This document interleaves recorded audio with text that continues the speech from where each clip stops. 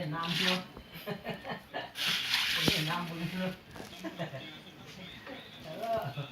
Ừ.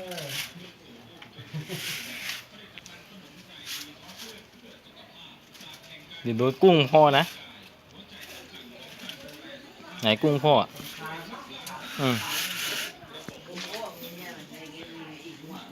น้ำท่วมบ้านเราไง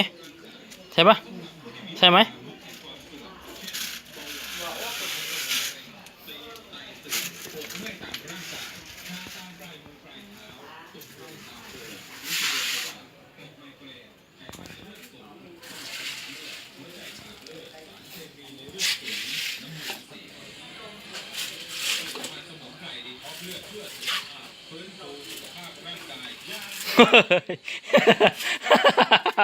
เฮ้ย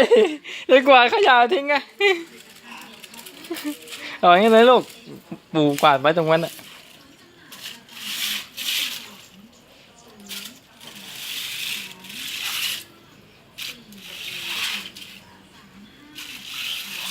Ủa lùm gì mà mình ơi.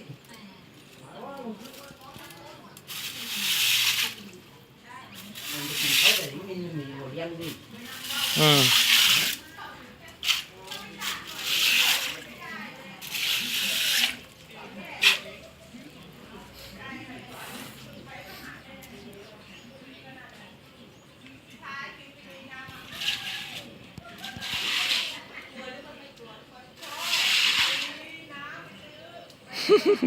พอแล้วลูกหมอ